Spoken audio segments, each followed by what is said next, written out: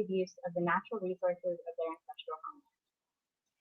Thank you all for tuning in. We're thrilled to be able to present this event virtually in the midst of concerns surrounding public health. Town Hall is proud to be a community-focused organization in a place where we can share and sustain ideas and creativity, even if that means we can't gather in person.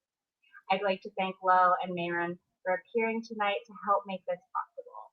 Town Hall is currently pursuing options for providing more virtual content, such as tonight's live stream, and many of our past talks are available in video and/or podcast form on our digital media library. For viewers who want to watch this broadcast with closed captioning, we recommend viewing the stream via our YouTube page. To enable real-time closed captioning, click the CC button in the bottom right corner of the video player.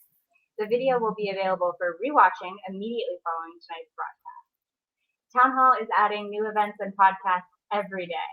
Upcoming programs include David Litt with Jim Augerfell with a blueprint for restoring the balance of power in America, Alexandra Petrie delivering straight-faced satire via her impossibly cheerful new essay collection, and continuing installments of Earshot Jazz live on the forum.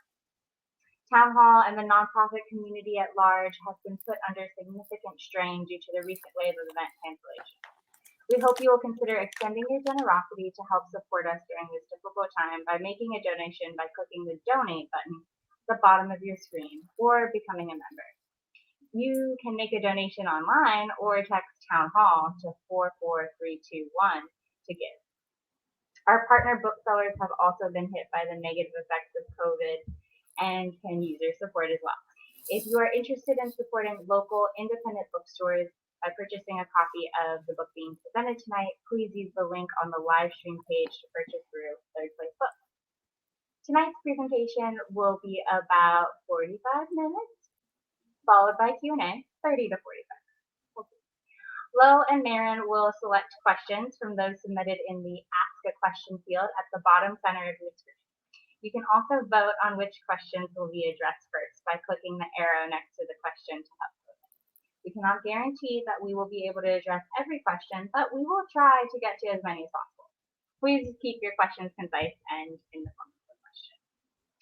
Town Hall's work is made possible through your support and the support of our sponsors.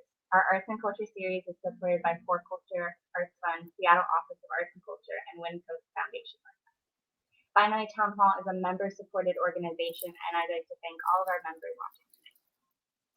Sandra Tsing Loh is a writer and performer whose work has been heard on NPR's Morning Edition and This American Life. She is a contributing editor to The Atlantic and hosts the syndicated Radio Minute, The Lowdown, on Fridays.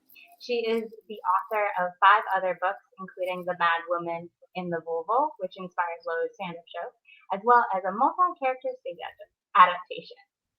Her solo shows have been seen on stages across the country.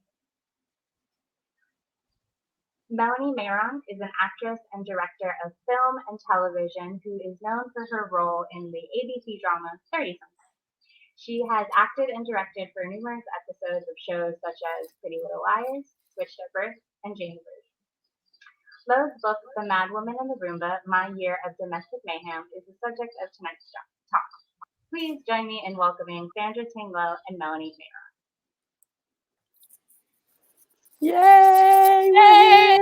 It's so exciting that we're not just Zoom calling each other every week. There are people watching, Melanie. I know, this is fantastic. Hi, everybody. Thank you for joining us.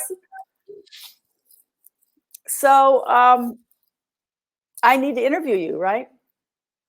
Well, we can just talk about how we met and my fandom of you. Should I just tell that story? Sure, tell it. Okay. So I'm 58. I've been long just a fan of 30-something way back. I used to watch it in my 20s, and I like to say I and my best friend would watch it, and every 15 minutes we would call each other on a phone with a cord on it. I think that's how it was. And my daughter is at a public university, a UC, and she had a boyfriend that she had met, and and it seemed that he had one of his moms was named Mel.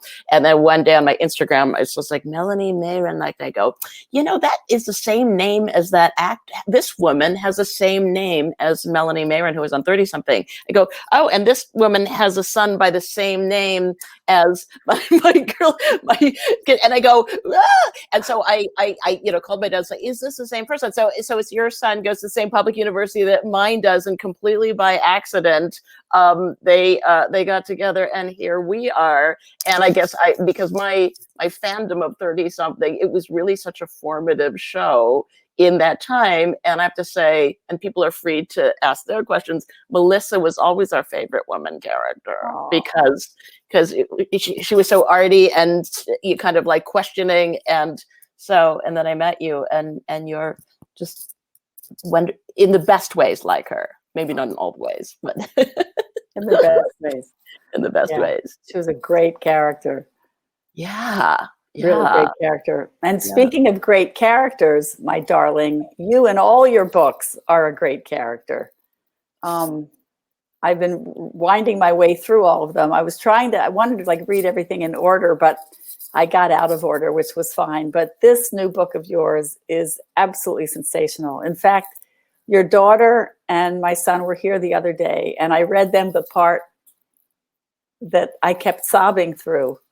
And it was just really funny. They're both reactions. I couldn't even get through it, but which part was that?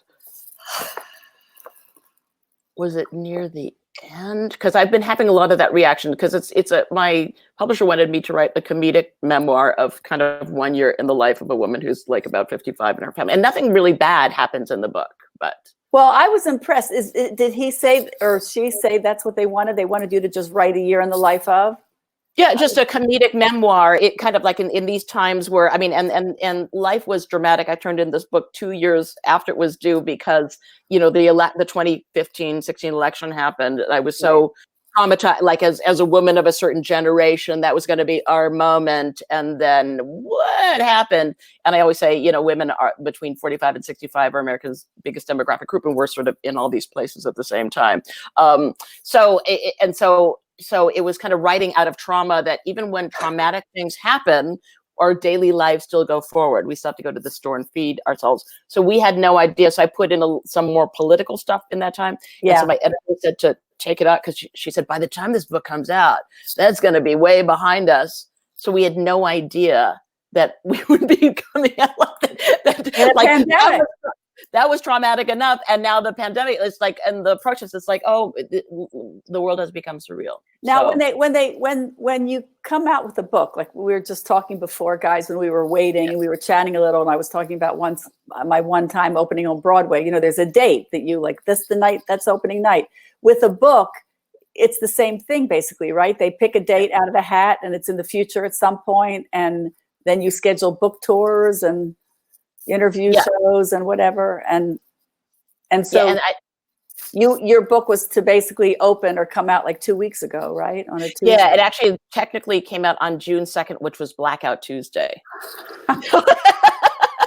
So it was just, the timing was so surreal, but it's been kind of, you know, initially so traumatic, because I love Seattle Town Hall. I love going to Seattle. I love eating the seafood and the oysters there, and doing all of that. So that I was so sad not to do that, but then it was like pivoting to a town hall, to a virtual town hall. But I found in the pandemic, however traumatic all of this is, there'd be no way. I was telling Megan before we went, like, before you were like, no way. I mean, Melanie, you were always on the road. You're always on the road directing in pre-pandemic times. You know, right. Thanksgiving would be like one day when you're in town before you go away again. So you're never around. And so we wouldn't have been able to get you, and then to meet virtually. So we're having a meeting that we wouldn't have been able to have. So that's true. That's true. But opening on Blackout Tuesday is insane. Yes. Yes. And thank you, Town Hall, for being able to arrange this so we could do it. I mean, I know it would probably be better for you to be in the store and reading out of your book and meeting everybody and signing the books and doing all that cool stuff. But what are you going to do? And we get to see your kitchen. So I want to say, you know, kind of like, because I've been to Melanie's house. Melanie has the most beautifully exquisite, like and your jacket. I just want to say that your style is completely, and I know I'm fangirling it a bit, but like, you know, the Melissa character in 30 something is kind of like, she's wearing leggings this week. It's like, look at what she's done with her hair. It's kind of asymmetric this week. So, you know, in just a completely fun way, I get to see it like, and look at and one earring. That was yes. So we really did follow that. Oh God. Yeah. Well, so the part that it was right in the middle pretty much. And probably because I have two kids like you and kind of went through everything, but it was the paragraph about your nephew's graduation and the paragraph that ended that. It just touched me. So that's the thing, you know, if you've had kids and you read your work because of the mothering element, as well as the partnering element with Charlie and the Hindu guys, that was all the months. Oh my God. Well, and also to go back to that graduation, and we are in the middle of graduation season, which is even more I mean, it's ridiculously poignant at this particular time. But I think so the arc of the book, and even on the very first page, it is about these kids that are going from tweens to teens. Right. And I experienced that I didn't want to be a tiger mom. Because my parents I had a Chinese father, German, they were tiger parents. So it's kind of as a result, the immigrant falling one dead. It's like, I'm not going to be a tiger parent. I'm just going to let them do whatever they do. And at the beginning, like K through 5, I was feeling like, and they, you know, look, they got all 5s or 1s or whatever the number is, and they can make those Mentos volcanoes, and they're like, so, and then something happens in middle school and high school, they start not sleeping through the night, grades start counting, and the grades go off the charts. I started seeing letters I'd never seen before on those report cards, which is kind of the story of these kids, and that kids, you know, Sam's graduation, and he doesn't graduate at the top of this class. In fact, he actually got shut out of all the colleges he applied to, and that's kind of the arc of the story, and it ends up okay for him. So I think I think part of the journey of this book is that we don't live through our children's accomplishments, right? And your children are both very accomplished, but we don't. They just kind of end up being their own people. Right. I mean, is that sort of what you found, without being too invasive? And yeah, yeah. I mean, look, if I look back at myself and my parents, it's like, you know, my father was a pharmaceutical chemist in suburban Philadelphia. My mother was a science teacher. And, you know, I wanted to be an actress and go to New York City and after high school. And how does that tie in with them? You know, we really are our own. You have a kid, but who they are. Yeah. They go their own way, and they have their own interests, like their friend. You know, I always think like I want them to come home at dinner and say, I got an A+ and first in the varsity swimming and whatever. And they're usually just crying because there's some problem with their friend that you can't even understand. Okay, but I think she said, isn't that okay? Like, you can't even understand what that was my experience anyway. So that's I directed a bunch of episodes of the show on HBO called In Treatment years ago. And Gabriel Byrne played the therapist. And we were talking about parenting one day on the set, and he said to me, well, the Buddhists say the first step a baby takes is the first step away from you. Yep. And that was that is very true. And there is that Oreo? Yeah, I have a very tiny little poodle, you guys. And I had a very large golden doodle a month ago, and she passed away, and she was the big guard dog. And now it seems that Oreo has stepped up. All of a sudden, she's piping up like the guard dog. I'm like, she didn't bark before. Well, she sensed something very interesting is happening here. Very interesting. Yeah. And we can remind you that you can ask questions in the question thing, and we'll answer anything. So I didn't look yet. There's nothing. Okay. Yes, there's nothing. But ask something. I suppose. All right. But I think also, to go back to the 30-something thing for a moment, if I might, because I think that in watching that show, and again, I'm of a certain age, it was life as it was happening, and there was something very intriguing about these characters, which actually to me has always been an interest in writing, of what actually happens within families and within couples and within relationships during a day in domestic life. And I do think that those, you know, when I look back at 30 something recently, there's a lot of the main male characters of like, how am I going to be, you know, loyal in my marriage, like, you know, marital fidelity versus looking at every, you know, woman who walks across my path. So that was sort of the setup there, and then it changed. But I think these domestic issues are, I think, always fascinating, and that's, yeah. So those are the things that I. Well, 30 something, but what it was like the plot wasn't, you know, like disease of the week, crime of the week, you know, it was just the small things in life. That's what the show was about. The minutia of the day, you know, like your writing, like your books, you know, and then you make it a whole incredible thing. But just like they did then, it was sort of like the little things. That's what most of the time, the little tiny things in our lives are the biggest things that we have to get through and deal with. So yeah. And it was the only show doing it really at the time. Yeah.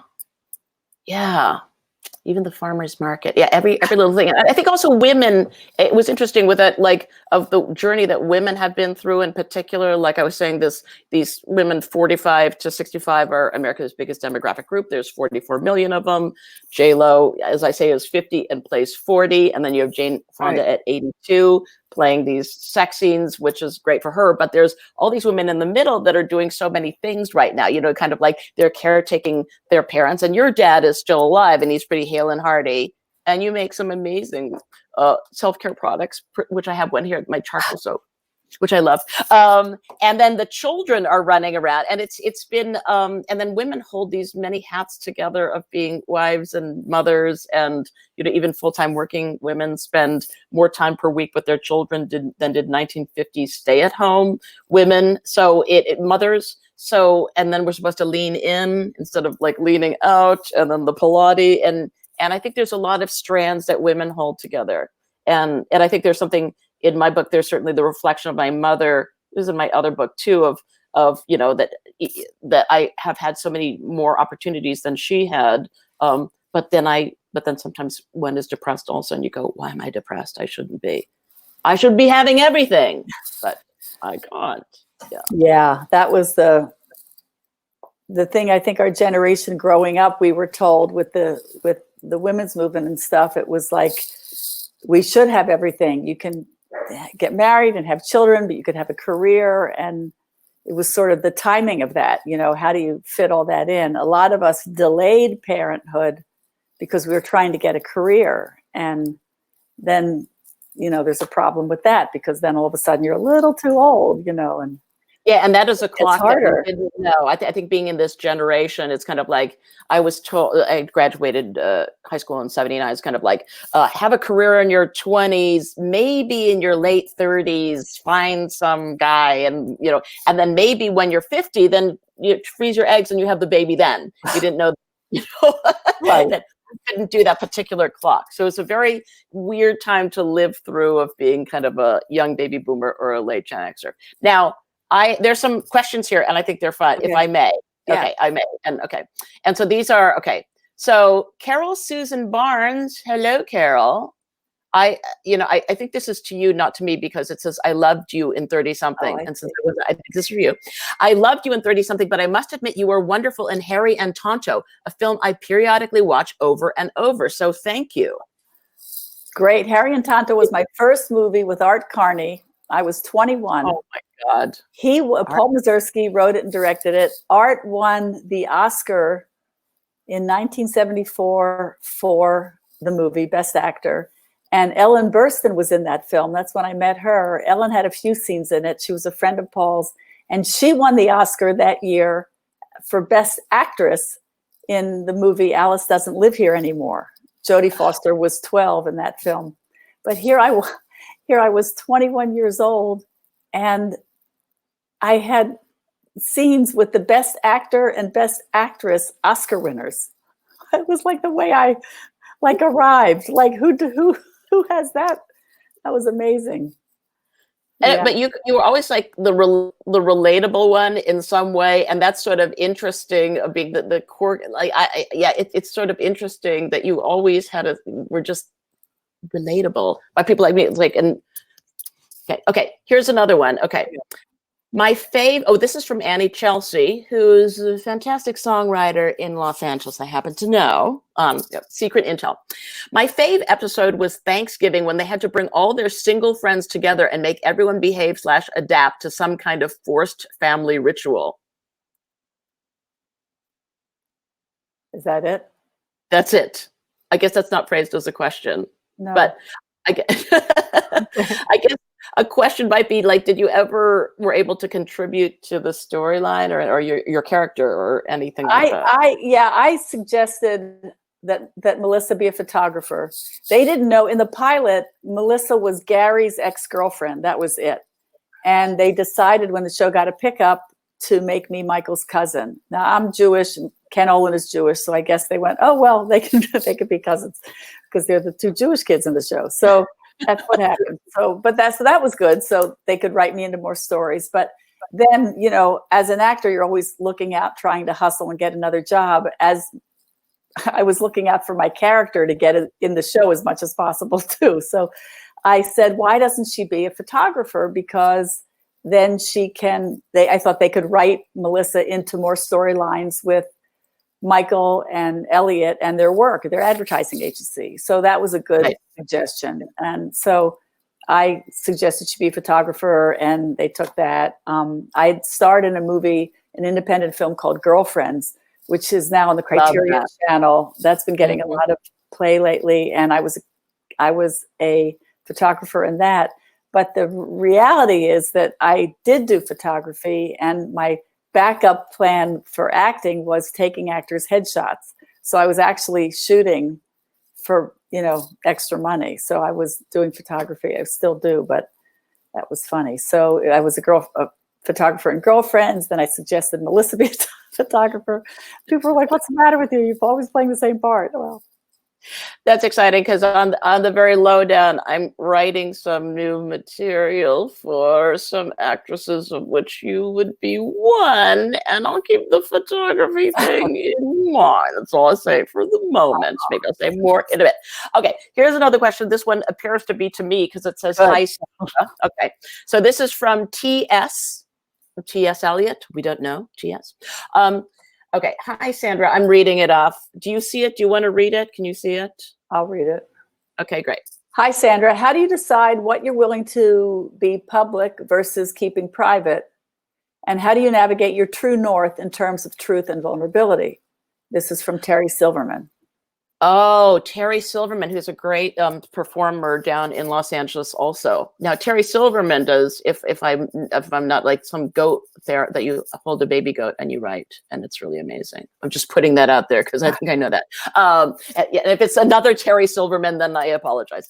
Well, I think that's a great question, and let me look at it so I can I think that I tend to say, if you're a memoirist writing from your own experience, that you never blame other people for what happened.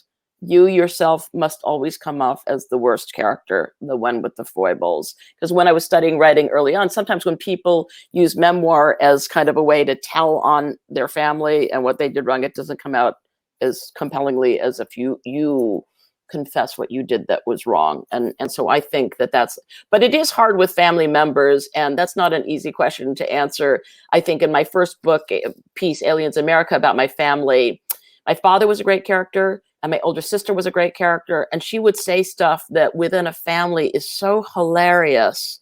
And I would just say that if you're a Chinese American or Chinese German family, my father was a very politically incorrect character that would become more Chinese in front of white people. And we lived in Malibu, so there were plenty. So, and then the lovely white people in Malibu would start going, they would do the namaste, Dr. Loh, which doesn't even make sense.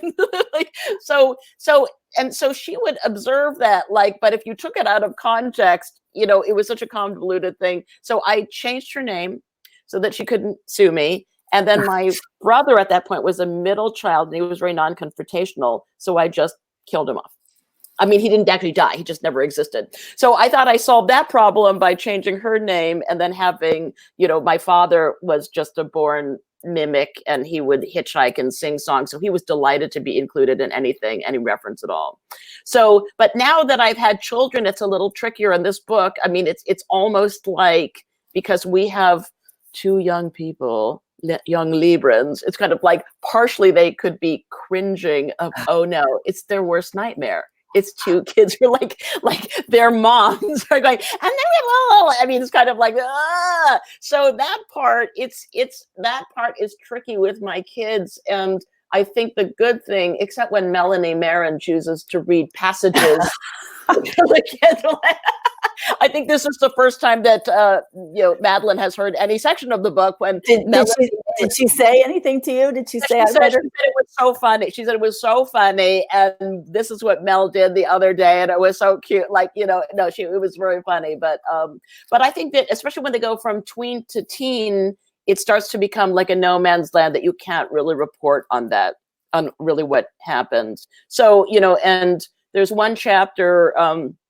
Which it's the August chapter where it's basically one of my kids has an online friend, but they text, they never know each other, so you're wondering if it's kind of a catfish thing. That's all I'll put out about that. So that's probably a great chapter. Well, that's probably the line of how much you can go before you cannot write about them anymore. But I tried to, in this book, do incidences that were really the life of any kind of family. So I asked my younger kid, so here's the kind of story that I think I could tell of in 5th grade, that child, when you're assigned the United States, the different states, that child got Hawaii, and none of us could believe it. It's like, you got Hawaii? It was like winning a lottery ticket. You got Hawaii? Like, I got Virginia. He got Nevada. None of us had ever gotten a good state. And it was so good that it was kind of like, it's not due for 12 weeks. There's going to be an exploding Mentos volcano and a shark and the procrastination is like until the day before, nothing was done. Oh no. So what we know is the Hawaiian state bird is a nene, and there's a pencil drawing of a nene. So, but I think that's kind of a generic story of talking to a lot of parents and what they were doing, and just the whole thing of trying to start doing their homework for them and doing it badly, and and I wrote these poems, these parts of speech poems, and you get a C, but it was so relatable that other parents were telling me, it's kind of like they built a Navajo village and got a D on it.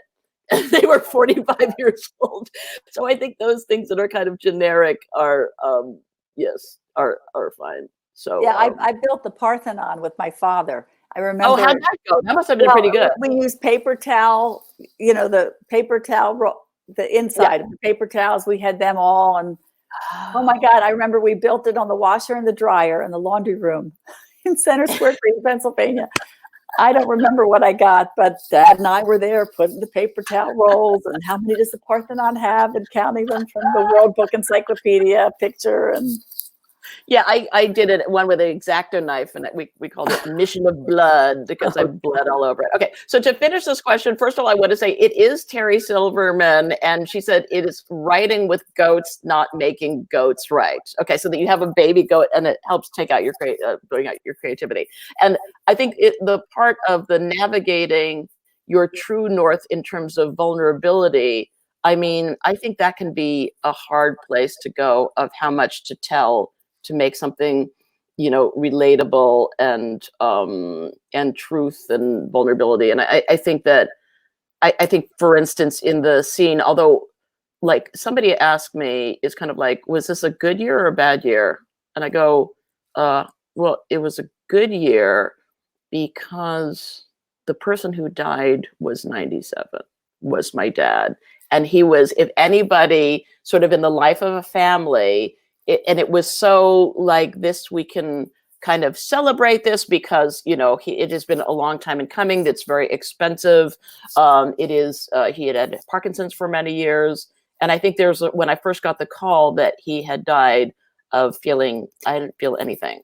I felt kind of like, because he had failed out of hospice so many times, like just like 8 times. It's kind of like, well, he's not dead yet. So we're wheeling now you get your oxygen tanks back and like whatever. It seemed he was like kind of unkillable because he had his resting pulse rate was like 38. Oh my God. Even when he was fully healthy. So he was kind of a lizard. And my dad famously of the Mr. Loh's not, and so this was part of the This American Life story called Mr. Loh's Not Afraid to Be Naked. So, I have these lighters that we lit it, and there he is in his Speedo. Okay. Yeah. So he was this famous character that was kind of unkillable. He would dumpster dive in Malibu. There's more of this in another book, but he would eat like expired sushi. Like, oh my God. Stuff, and he would go to Starbucks and then he would he would go in, Melanie, and pour the leftover Starbucks cups of everybody else into one cup, steal a New York Times, and drink that on the bus. Oh my and so gosh. there was so much bacteria in his system, he was unkillable. He was unkillable. So when I was like, oh, wow, Dad, you actually finally pulled this off because we thought you couldn't do it. And so to a certain extent, to say that you don't feel anything is, then I do when it's clear that they're going to take his body away, then I do. Right. But I think at this point, in a way, I guess it's something that you sort of earn at a certain age to say, well, no, this is what I feel in this moment, I mean, I think to a certain extent, Madwoman and the Vulva, the book before this, when I had, an affair in the middle of my marriage, and I went to Burning Man. I mean, there's stuff in there that was hard to write. I wrote about that in The Atlantic, and it was hard to write about, and there was a lot of backlash at that time of like, ooh, don't feel those things. And I think that in that particular thing, it was because it was America does not like infidelity. If it's men is one thing, but otherwise a woman cheating on her husband, it's the Bridges of Madison County. And at the beginning, she is conveniently dead already. So that's safe. And she only has an affair with the guy for 4 days and then never sees him again. And so those things can be tricky if done in a public forum, but other things I think are just a bit easier. All right, there's another question. What made you, Sandra, decide to become a memoirist? Michelle. Oh, that's a good question. I wonder if Michelle, and these are good questions, and if you're writers, especially and I don't know if Michelle, I go, Michelle, are you a writer? And then you can answer if you wish. I think that I began in writing classes like so many, and I tried to, it seemed that when we were coming up, the important thing was to write a novel to become an important novelist. And so everyone was trying to write novels, and I thought it was important to write in the voice of somebody who was not me. But when I wrote an I character that I was told not to, so basically everything I was told not to do, don't write in the first person, don't use exclamation points, don't do this and that or whatever. So I was sitting in a writing class. I don't know if there are any other writers watching. And so some of the stories that would get all the checks was like, I didn't see anything wrong with that story. So those were the less interesting stories, but ones where people go, oh, I thought that was and your punctuation is like the punctuation, when people are marking punctuation, probably something is going well because they're so that's just how I started. That the more stories that I wrote out of myself, the more that people just seemed to respond to it. So that was writing that found me. But Melanie, you've actually also written, like and how do you find the process? Because you've written movies and script stuff. Yeah. Well, I love writing screenplays, and yeah, it's fun. I mean, I was the editor of my high school newspaper, and was if I didn't make it as an actor, I was going to go to college for School of Journalism. So I always loved writing. I love writing and photography. So it's right, and that has impressed me. in the pandemic, you have said, now I've gone a bit crazy in the early quarantine days because I already am alone at home writing, and then I couldn't go to the gym, which is apparently what gave my week structure, that I couldn't do that anymore. But you were one of the people who were going, well, I love it, except for the world situation. I'm home, I'm catching up on stuff, I'm writing things. I was really impressed by that you've been really quite productive and moving that time. So yeah, well, I've been directing a lot of television and one independent film, which people can watch, called Snapshots on Amazon. And it's really great. It's really great. A film that I wrote with my friend Caitlin Adams that Helen Slater and I star in, with Christopher Guest and Carol Kane, Eileen Brennan, Loretta Devine. That's called Sticky Fingers, and that's now also on Amazon. That came out like 20 years ago, or more. It was right when we did 30 something. I took the pilot of 30 something so that I could pay the lawyer who was doing the distribution deal for Sticky Fingers, because we'd written it and produced it. Indie movies, guys. It's its own bowl of wax. Really charming. It's really charming and fresh. And Snapshots it's Piper Laurie. Yeah, it's so, you just have to watch it and let it unfold. It's really quite delightful. Okay, I have another question here for Michelle, who knows her stuff. Was, if you lived here, an attempt at avoiding eccentric writing? Now that is really good. See, there's some town halls, some like good readers here. Yeah. So I wrote so my first book was Depp Takes a Holiday, a collection of essays. And what happened is a editor in New York at that time at Riverhead wrote, and I wrote one piece about being a struggling novelist that I kept getting. I was trying to write a novel as to this question, and I just kept getting stopped because kind of a character would stand up and lift a glass and say, I am totally bored with this scene. I don't know what to say next. And then they would sit down because I wasn't good at plotting or planning things out. And so this editor wrote to me and said, well, I'm sure you have a novel in you, so let's see what the novel is. And I said the novel, what I had. And she said, well, this is terrible. So why don't we give you a 2-book deal? The first will be the book of essays, and then the second will be the novel, and you'll have time to work on that. So the first book of essays came out, and actually those that I kind of went back to that format a little bit in the Madwoman and the Roomba. To a certain extent, there is some value in writing short, funny pieces in a long book, to pick up, go to the bathroom, blah, blah, blah, to read in short bits.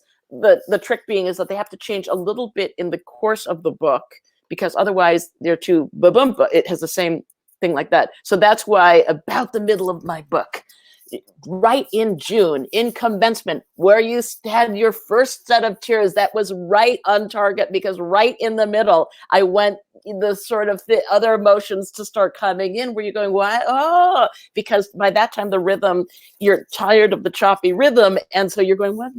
Okay. So, but back to Michelle's very brilliant question. So, and then my novel was If You Lived Here, You'd Be Home by Now. And it was based on kind of post the Rodney King protests and the incident and what was happening in downtown LA at the time. And I was in a performance art troupe where I was the Asian American one. So I was always supposed to go out of the Asian American. What do you think about Columbus Day? And I go, I wasn't there. I don't know, but I will come up with something.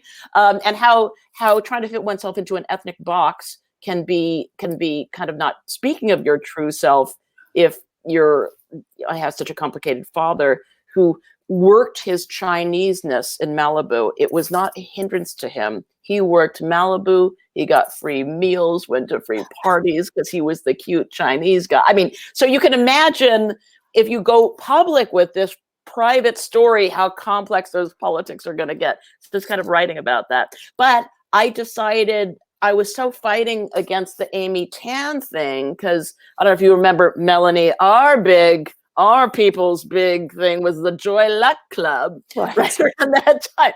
And so many girlfriends gave me the Joy Luck Club. They said they were crying. They go, oh my God, I cried. I got 3 copies of it given to me, and they were all by Jewish women. Oh my friends were all Jewish that they related to that because it was kind of the mother who was that. So it's kind of like I can relate at all because I had the eccentric Chinese dad and a German mother. So I wanted to write this novel from the point of view of a Caucasian couple. So it was, I think, in terms of, I love doing it, but it was kind of where the reception was kind of like, wait, you're writing about a white couple? Why is that? What is your like? So I think I'm happy that I had the experience of doing that. But to a certain extent, you know, people look at you as a writer sometimes through the lens of your identity. So I had to kind of learn that a little bit and negotiate that in my own. And I wrote My Father's Chinese Wives. It had the word Chinese in it. So that sort of tracked a little, you know, a little closer to what people expected. But it really is a dance. It really is a dance. Okay. So there's a couple more questions. Are these all for, okay, a couple for me. How does your science background inform your writing? And what I also want to put out, though, at this is I do want to, my science background, well, I think I like teaching writing to scientists because they're very rule-oriented. But I also want to say to Melanie, and I'm holding up my charcoal soap that I love, because your father is a scientist. He's a chemist, and he has a patent from 1963.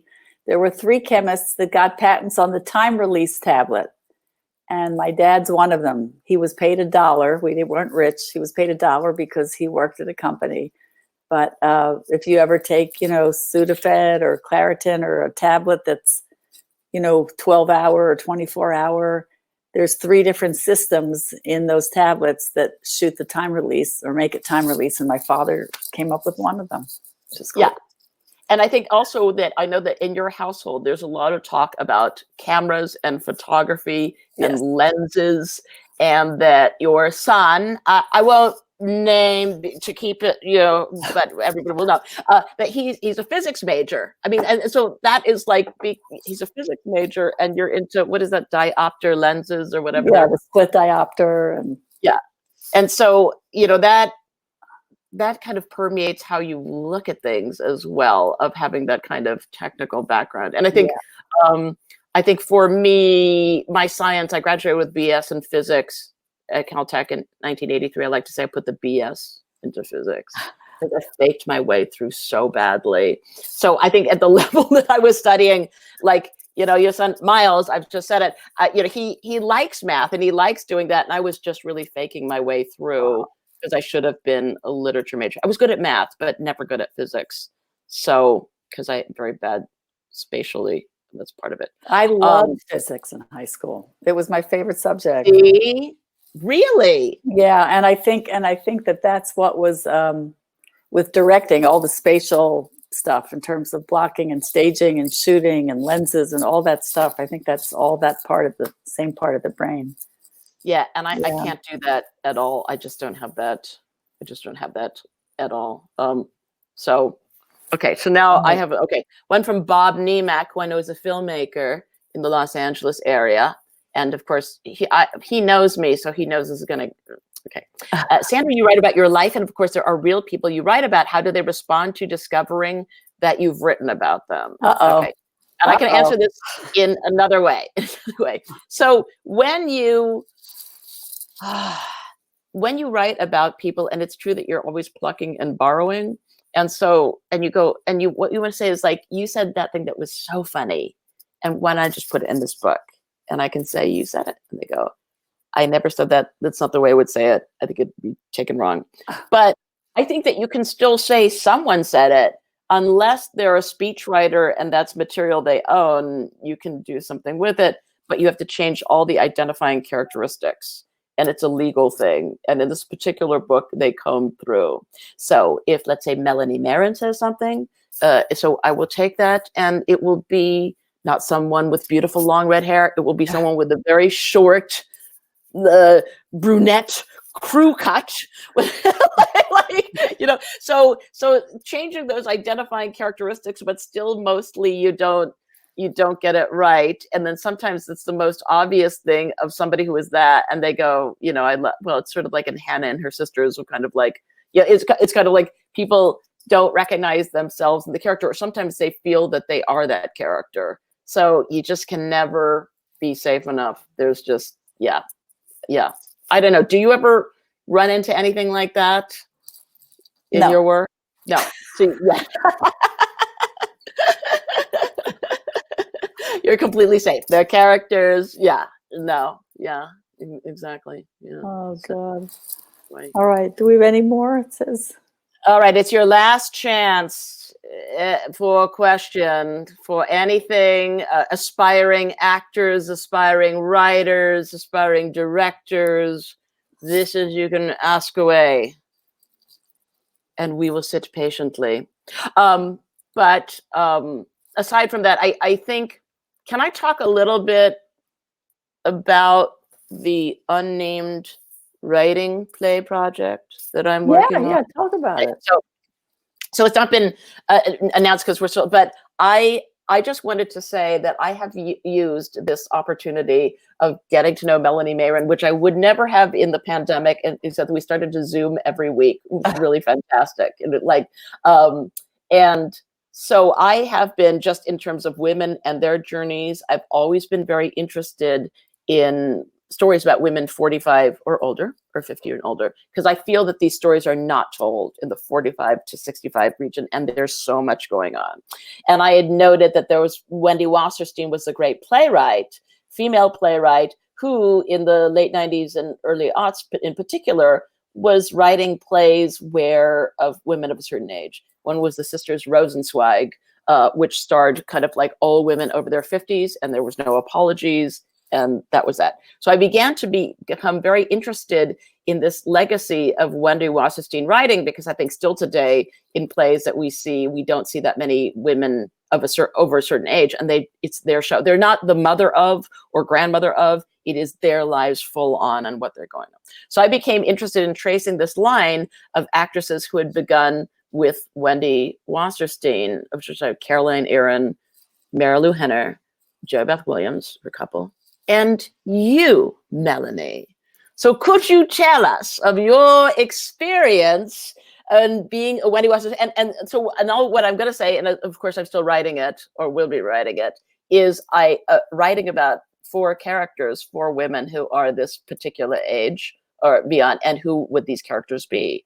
And thus far, and Caroline, we're mapping it out of the 4 different kinds of architects and archetypes. It's kind of like, not like Sex and the City, Golden Girls. They're always like 4 types, and one is a more introspective one. I think currently you're in the place to play the character that would be based on me. Based on who?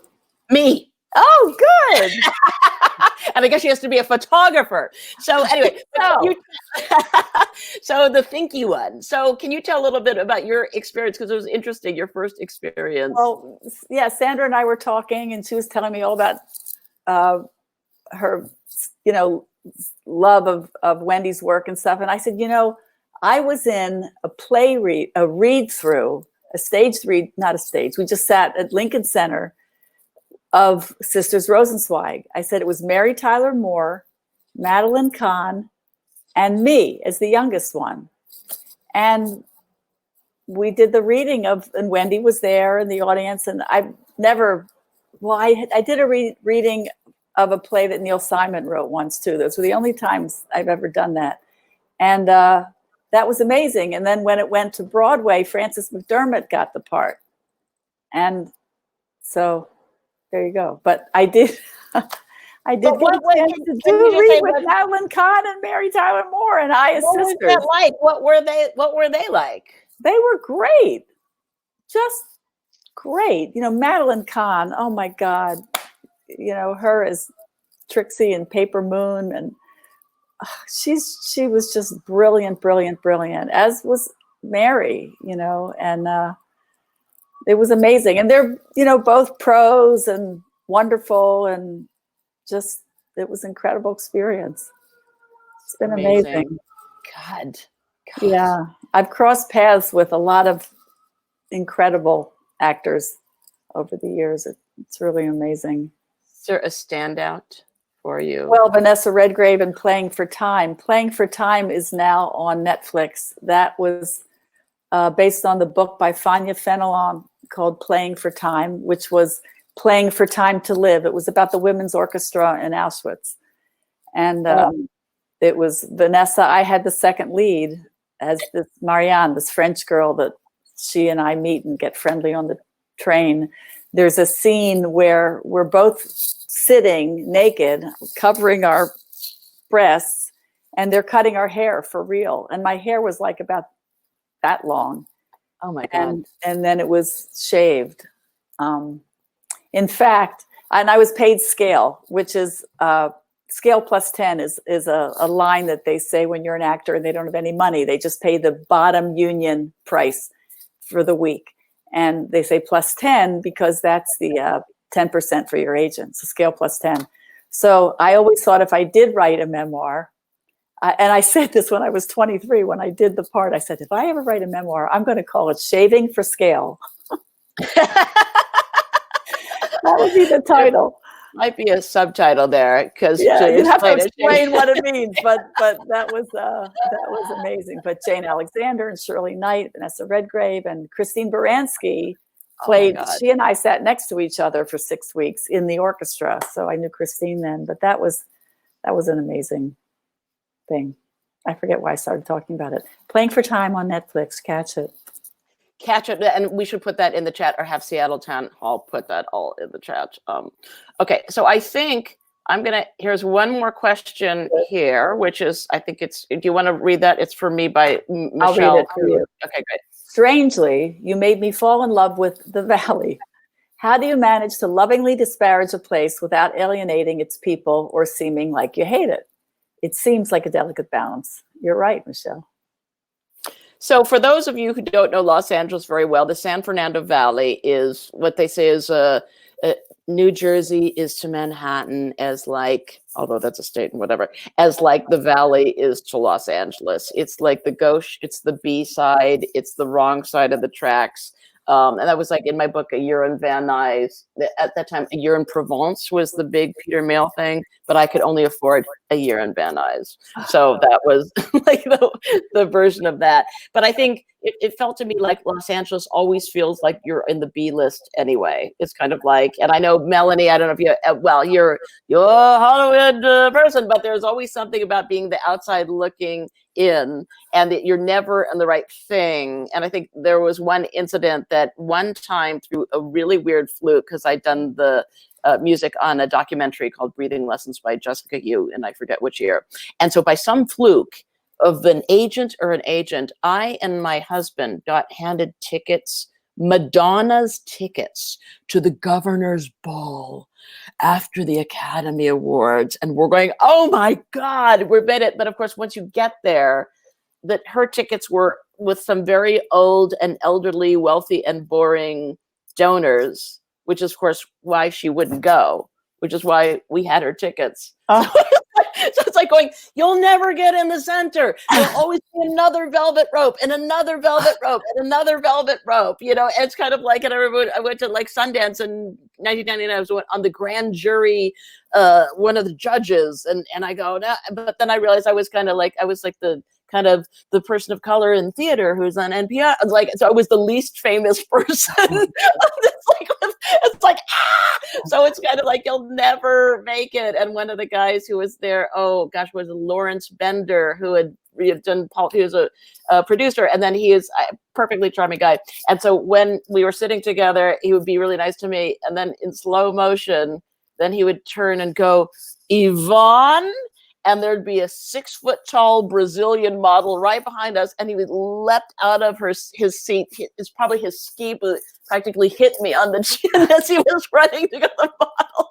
So it's like, I don't know. Do you feel like that? I mean, no. You seem very comfortable with every part of your life, and I just always had a sense of being on the outside looking in. Oh. Well, yeah.